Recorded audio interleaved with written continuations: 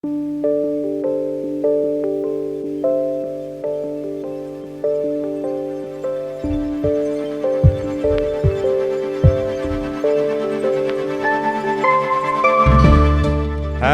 ladies and gentlemen, my name is Dr. Com and welcome to the 4th episode of Project 2100. And we are starting things off with the big bridge. I found this on the workshop. I don't know how it's called, but you can pause the... I don't know if this works. Maybe you could pause the game and have a look at it and try to find it. It is in the electricity section. Like most custom bridges are these days. And the thing that this bridge will connect together is not two cities or anything. This is not meant for transit traffic or anything. This is solely meant for that thing that I'm going to build later this episode on the other side of the sea strait there. Yes, we are going to build a fusion power plant. A power plant that was clear because of the title, but a fusion power plant because we are in the future and you know how we do things here. I like to go big sometimes, not too big though because I want to finish projects. And yeah, but something else that is big is this bridge, and because of that I had to get in a mountain to get the road to the right height. I did not want to do any curves or, well, curves there are, but I didn't want to do any circles like I did in New Company with my other bridge there. Here I got in a slope and I tried to flatten down the terrain to get in a nice road connection, which is not too steep and looks somewhat good. It was not easy, especially this one curve here, because it is easier to work with two nodes in a curve. You know, one in the center of the curve and two at the end. One in the end, but there are actually three parts, three street sections, and so I had to. It was difficult, and also I'm using the tram avenue because I want to get in a tram connection. Firstly I wanted to get in a train or a metro, but it was too difficult, or well, maybe not too difficult, but too time consuming to get a nice bridge in for that. So I just made a tram because we don't have a tram by now. And this goes from this railway station, which is the eastern station. Western station? I think this is in the west. Anyway, I don't even know what my map what's on my map. Yeah, you can see there are many electricity warnings signs over there in the city. So it was just about time to get in a power plant, and well, let's do fusion power plant. Because why fusion energy? Mainly because that was my plan all along. I want to get in a reason for this planned city, because normally you don't just build a city in the middle of nowhere, because basically this city is in the middle of nowhere. And so I imagined that the city was built around the fusion power plant, because you need workers for that. You don't really need workers for the technical stuff, there are robots, but I can imagine that there is laws and everything that forbids the use of robots in power plants, because this actually makes sense. It does not forbid the use of robots. There are many robots in power plants, especially in the nuclear power plants.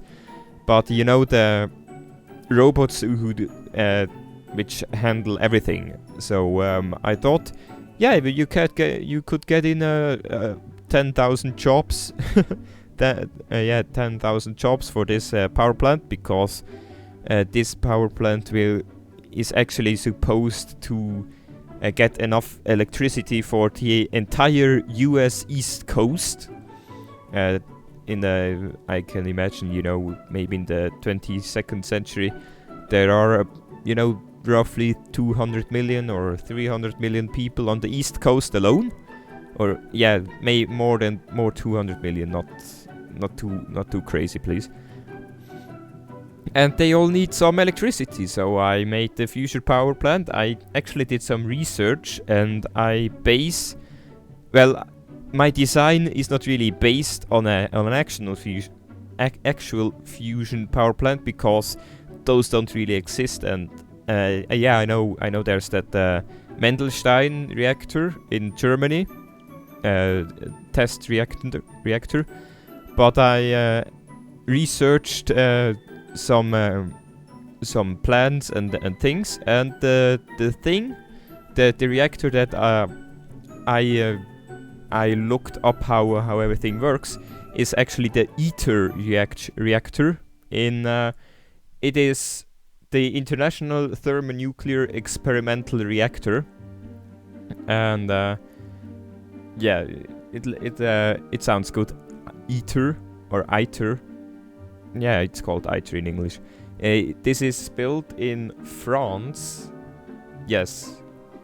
And in southern France, which is very nice. This is an international collaboration between many countries.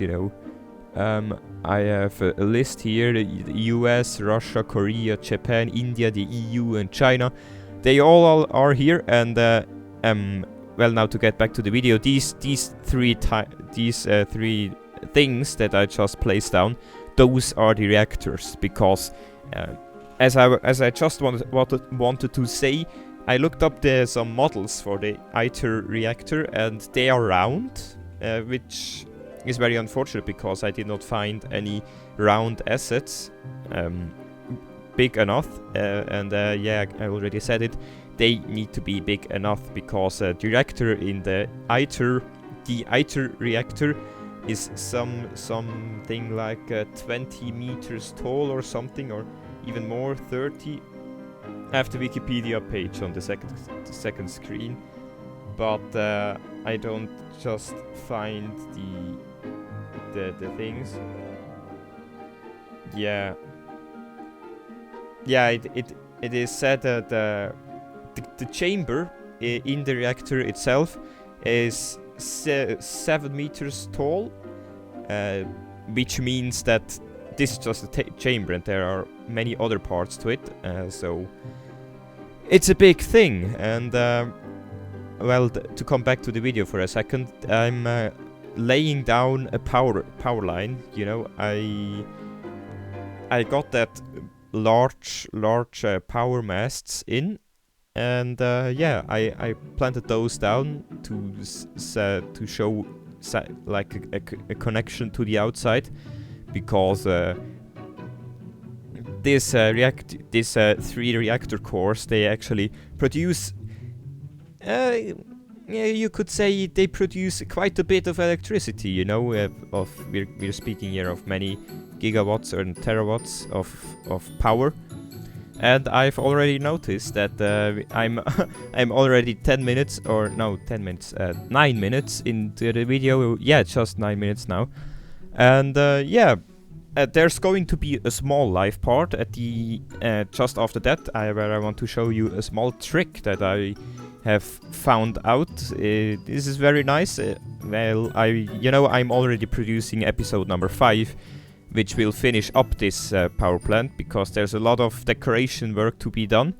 And I found out a trick to decorate a large forest. But more of that in just a minute. By the way, I'm also solving the water and sewage problem. You see me there.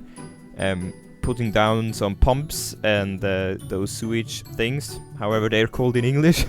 Yeah, here you see it. It looks very nice when water comes out of the reactor. It does not make sense because the output of a fusion reactor is actually helium and not water, and that there does not need to be cooled anything, because unless it's a cold fusion, we're talking about 150 million degrees Celsius, and which is about 250 million degrees Fahrenheit. Quite a lot of temperature. But now we are going to go into a live part, so I just see you there in just a second. May I just say that those reactors, they look amazing in the night, especially with those small little light details there. They look amazing. Man, I really, really like those reactors. They're not entirely realistic because they're way too big, but they make a very good shot for for example, from this hill here. Wow, amazing. And also the bridge here, with all those small little lamps here. You there? But the main thing, why is this open? The main thing that I want to address in this is not actually what is going on here. There are some problems. The workers are okay, but the land value. If you have any idea how to fix the land value issues, I have them too there. You can see it. If you have any idea to fix them, then please let me know, because I would like to fix it.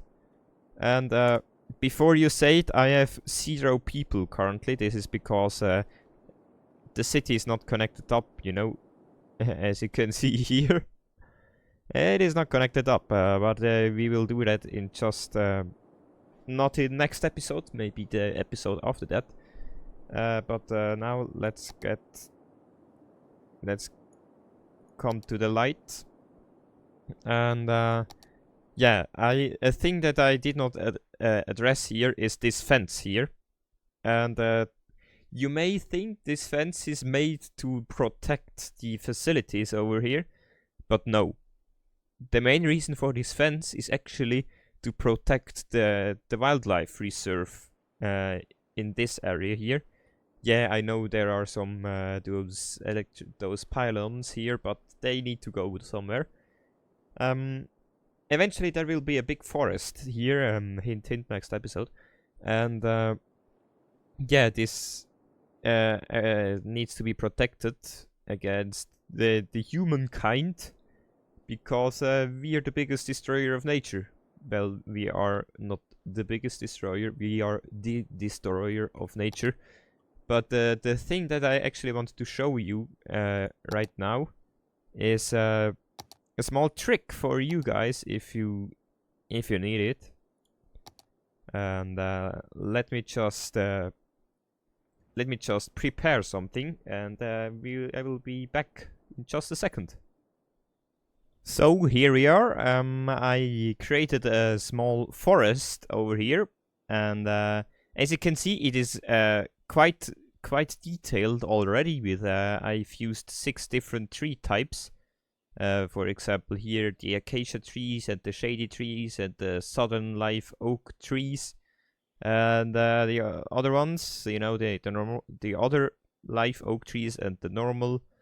Not the normal oak tree, but the other oak tree. You can basically go to my asset collection, which is linked in the description, and you can find all those assets. But this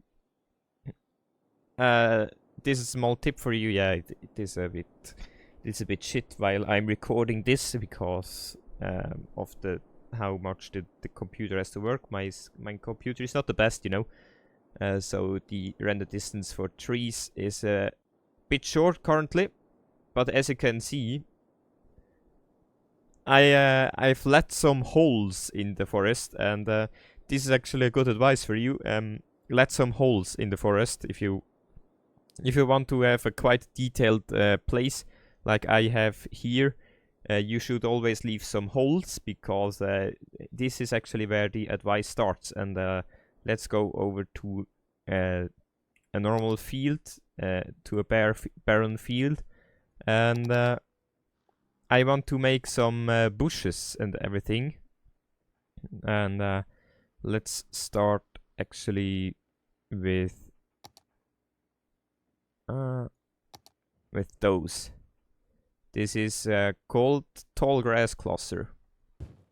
So let's just get in a few of those, and now this lone tall grass here, and the normal smaller grass clusters. So let's just make a small field of those, and then the smallest just to fill some fill the things in. And now what we can do, we can add some other things like lanternas. They look really nice in my opinion. They are one of my favorite things in this game. And you can add some ferns, for example, but as you can see, this one is quite big, and so I leave it for now.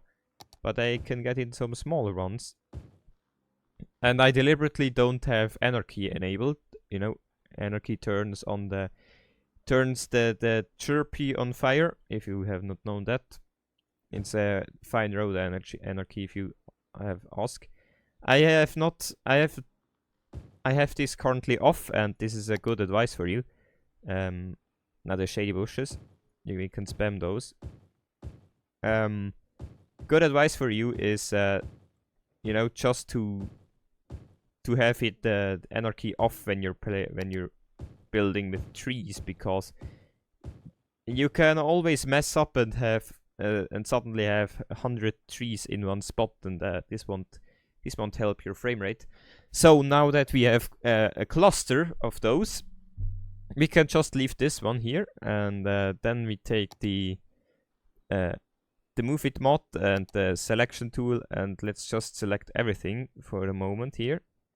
Here we go, and we can copy it, and now we can rotate it a bit and have it here, and voila, we have successfully detailed this part of your forest, and you don't always need everything. For now though, I will take this and put it, you know, somewhere like here. Very nice. And if you just want a small thing, because you're going to hide, most of it will going to be under the trees, you can just take a small section of it and place it down here. And here you go.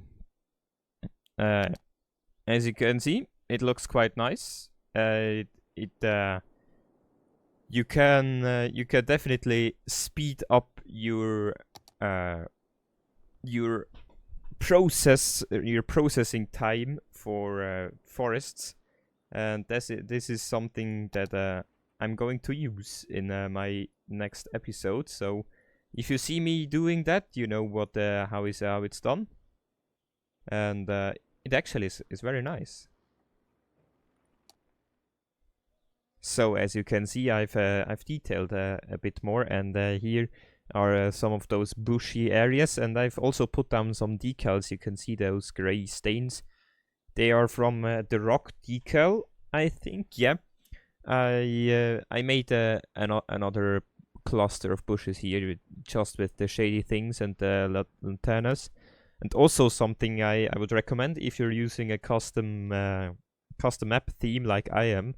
I'm using the Montebello map theme, and the thing you can do is I've put down some oil resource with you know, the extra landscaping tool. You can put down oil resources, and if you have it if you put it in very softly, and you can actually, pro tip, you can actually, you know, put it in like this, and then you can go to the edges and just right click it until it is where you want to have it. Just a bit of right clicking action, and then you are here, and then you are with this result. So I hope you can use this trick. I actually think Strict Toaster, no, Fluxtrans has already done this before, but I still wanted to show it to you.